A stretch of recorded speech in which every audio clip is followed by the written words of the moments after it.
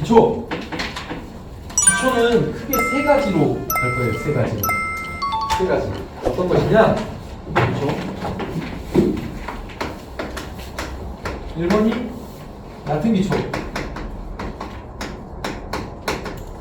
직접 기초라고 하죠. 2번이 깊은 기초. 파의 기초, 말뚝 기초. 이름이 많죠? 3번이 케이슨 기초. 이건 조금 성질이 아예 다르죠?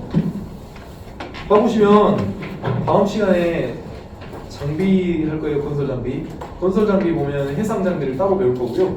우리는 수중 콘크리트도 배웠어요. 수중 콘크리트, 해양 콘크리트, 그 다음에 케이슨, 해상 장비 뭐 이런 식으로 해갖고 항만 및 해안 뭐 이런 것도 배울 거예요. 항만 배울 거란 말이죠. 방금 전에 말씀드렸던 5챕터는 다 연결되어 있어요. 싹 다 연결되어 있으니까 연결해서 공부를 해야 돼요.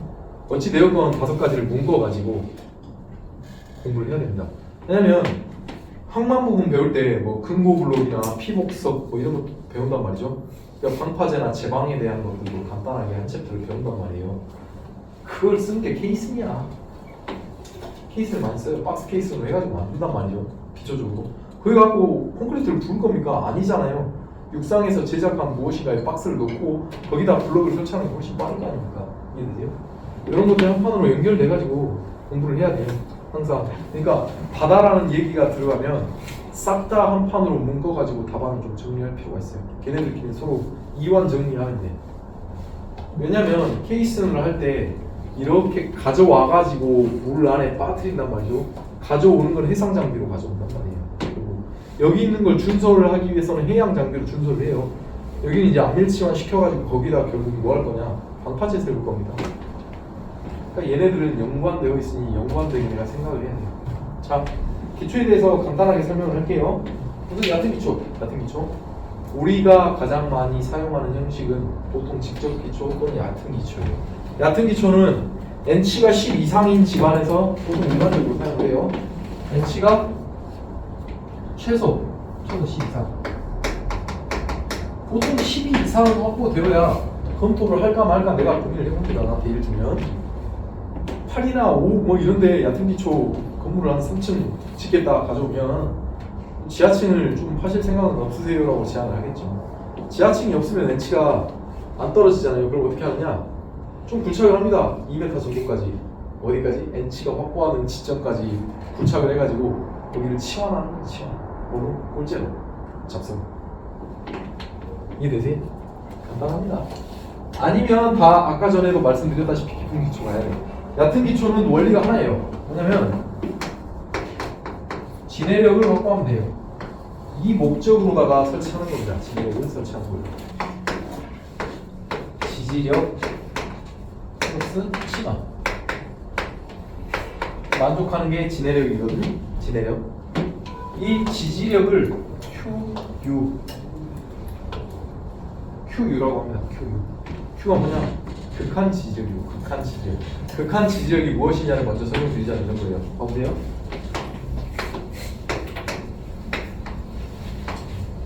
그래프가 있어요. PS 그래프. 하중 P를 가했을 때 치마력이 S야. 치마는 어떻게 되죠? 바닥에서 치마가 땅에 꺼지는 거예요. 그죠? 바닥에서 꺼지는 거를 치마가 그러니까 그래프가 위로 안 가고 아래로 가는 거예요. 반대로 뒤집혀서. 왜냐면 아래로 꺼질 거니까 그래프를 반대로 그리는 거예요. 이렇게 그리죠. 어디서 집안이 파괴된 것 같아요? 끝에서 이 지점. 직선으로 이제 빠지는 이 지점에서 집안이 파괴된 거잖아요. 지금. 갑자기 급격하게 강도가 팍 떨어졌잖아요. 지금. 이 지점을 QU 극한 지지력이라고 해요.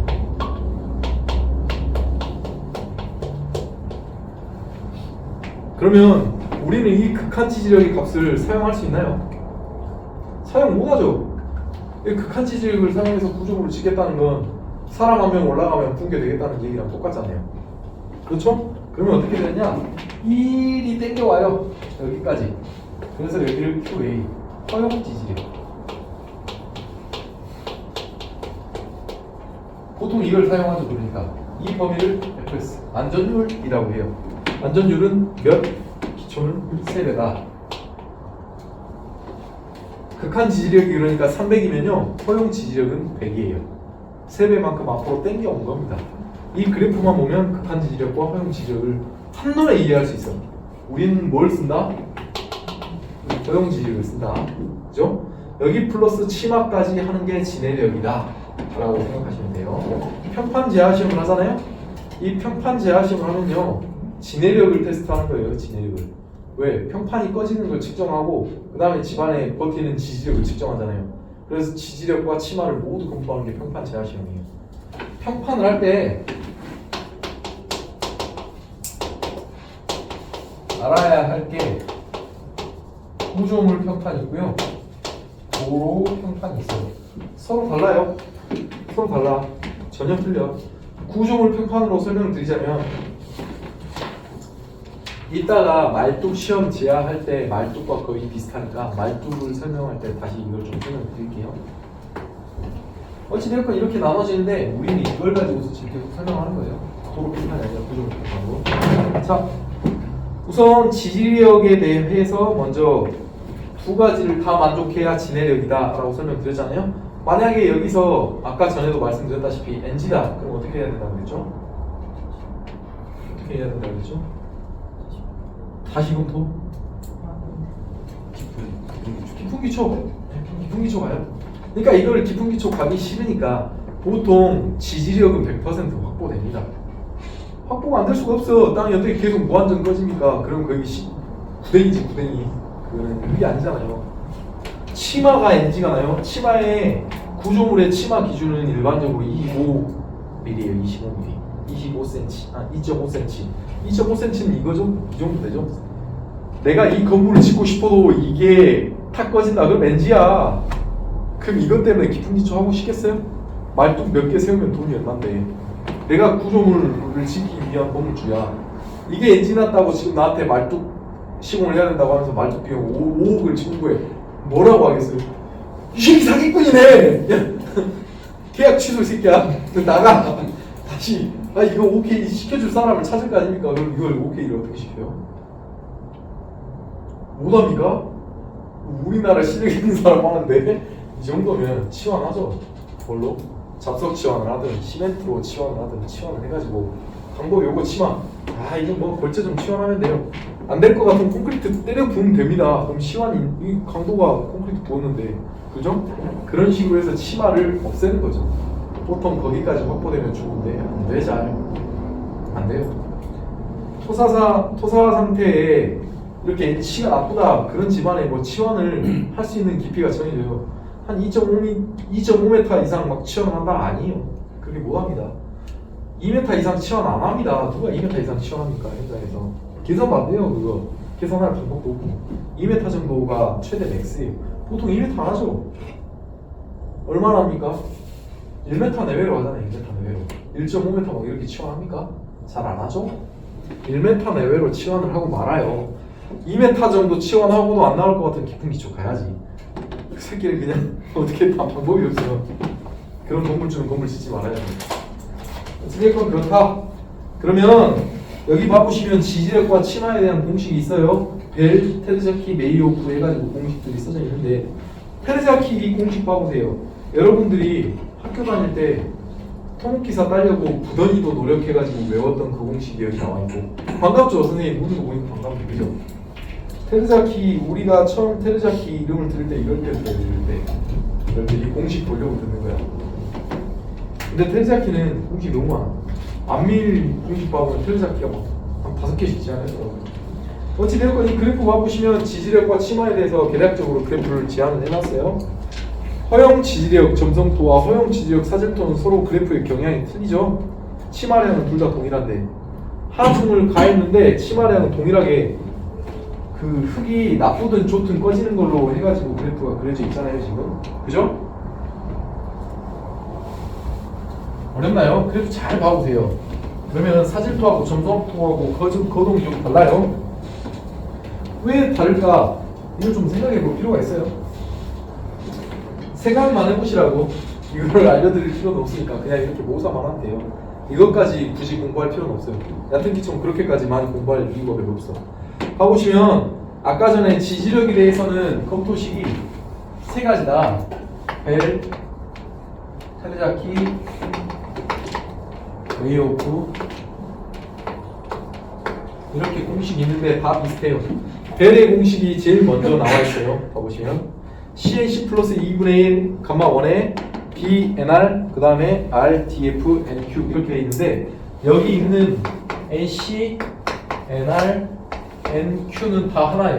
뭐냐면 얘는 파이입니다. 얘는 파이예요. 파이.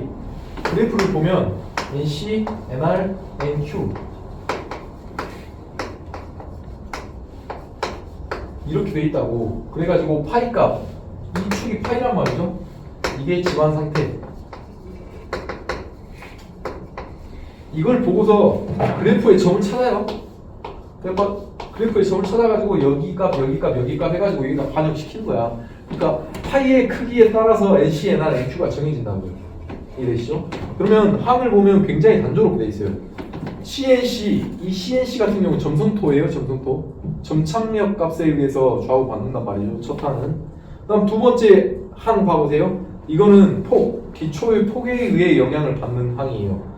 왜냐면 감마 1이면요 흙을 두 종류로 구분한 거예요. 이렇게 있으면 집안이 하나로만 이루어져 있지 않아요. 집안 조사 보고서 뭐 하면 다 토사입니까? 아니잖아요. 메리토, 퇴적토, 풍화토, 풍화 뭐 이런 식으로 계속 층층이 구별되잖아요. 그러니까 단위 중량을 감마 1과 감마 2로 나뉘는 거잖아요. 일반적으로 이 깊이가 기초에서 DF라고 하잖아요. 이 폭이 B. 봐보세요. 첫 항은 CNC예요. 점석토 항으로 돼 있어. 두 번째 항은 봐보면 B 하고 1. 폭이잖아요. 폭. 세 번째 항은 DF로 돼 있잖아요. 이거는 DP. 이렇게 해가지고 공식을 간단하게 정렬을 해놨어요. 봐보시면. 제가 말로 간단하게 썼는데 정말 공식도 간단해.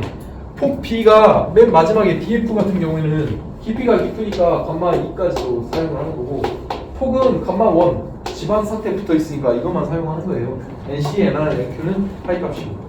쉬워요. 공식이 아무것도 아니야. 근데 이거 어떤 식으로 발전을 했느냐? 벨 같은 경우에는요 기초가 이렇게 있으면 여기를 둘 다 똑같으니까 절반만 해가지고 이 절반에 대한 거동만 생각해가지고 공식을 제안했어. 그러니까 2분의 1로 나누는 거예요. 2분의 1만 해가지고 여기에 있는 거동 가지고 반대편은 똑같으니까 결정을 하자라는 공식을 제안을 했는데, 테르자키 같은 경우에는 형태가 원형일 수도 있고, 이렇게 원형 기초가 많잖아요. 우리가 왜? 교량, 교대 이런 것들 다 원형이잖아요. 기초 형태가. 말뚝도 원형이잖아요. 그러다 보니까 원형일지 사각형일지 이런 것까지 고려를 하는 거예요. 그리고 근이 깊이에 따라서 집안의 상태가 다르니까 그런 것들도 고려해주자.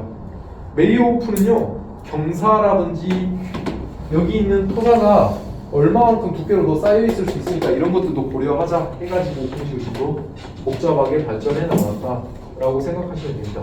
그러면 저한테 용역을 주시면 제가 어떤 식으로 검토할 거냐면요, 테르자키, 메리오프, 수정 테르자키 공식이 또 있어요. 그 다음에 한센, 그다음 구조물 기초 설계 기준 해설편에 나오는 집안의 상태에 따라서 진해력을 몇 수로 할지 지지력에 대해서 제한해 놓은 게 있어요.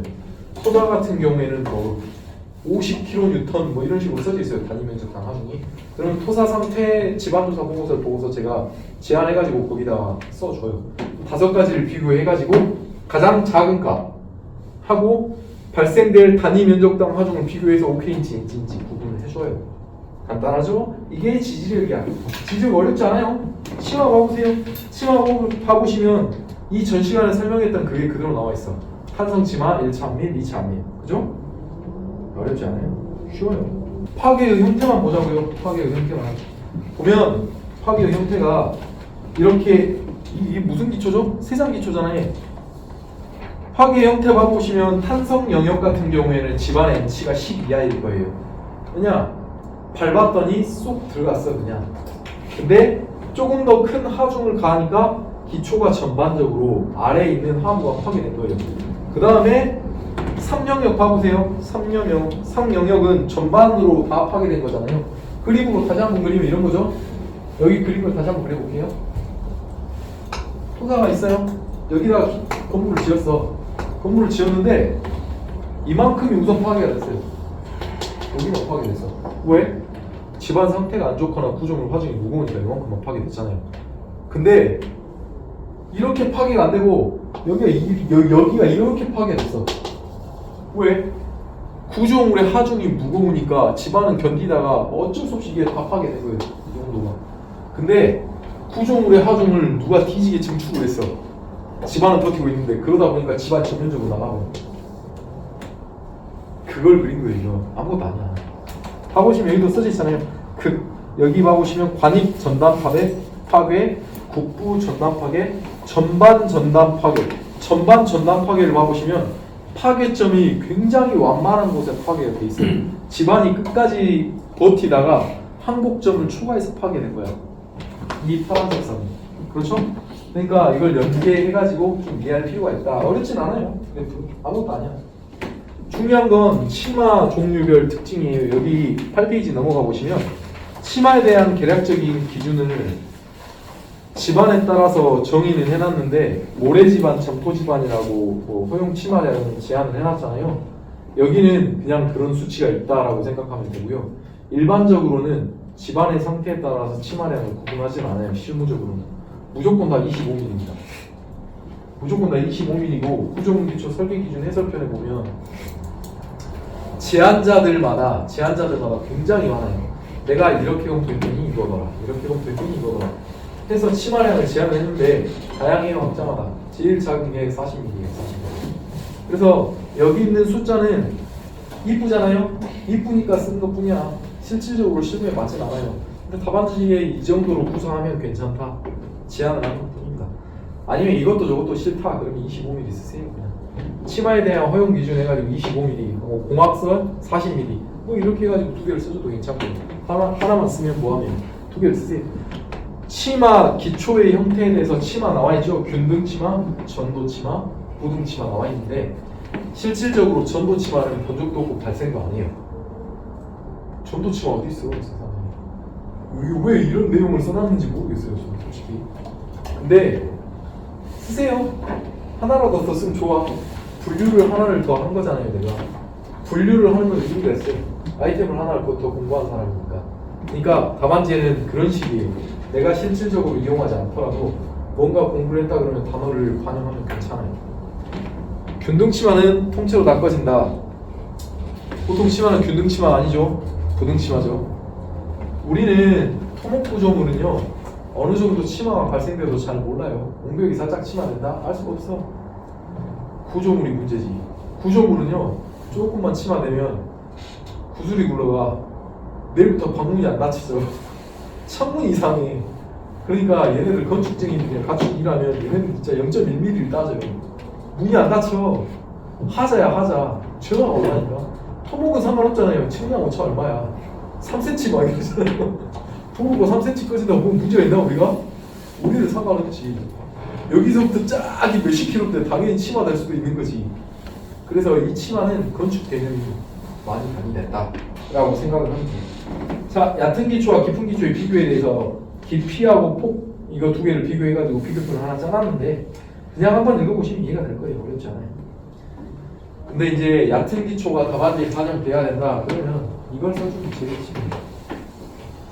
이걸 써주고 내가 검토하는 방법까지 써주겠다 그러면 아까 전에 벨이나 테르자키에 대한 공식 있잖아요. 간단하게 여기서 뭐 한 줄 써준다 할지 치마 공식 있잖아요. 아까 전에 1차 치마, 2차 치마, 3차 치마 이렇게 더해가지고 제한만 해준다든가 아니면 1차, 1치마 공식이 쉬우니까 그것만 써준다든가 뭐 이렇게 해가지고 설명을 해주면 있어 보여요. 답안지는 있어 보이는 게 중요해. 요식행위가 중요하다고요. 왜냐면 요식행위가 형태를 결정해요. 그러니까 공식 같은 경우도 내가 외울 만한 것들을 하나씩 외워서 표현이라도 해주면 없는 사람보다 훨씬 멋있어요. 제가 예시 답안들 보내드린 거 한 번 훑어보셨어요? 굉장히 쉽게 써져 있죠? 어렵지 않죠? 다 그 우리 개조식이라고 말하죠? 개조식.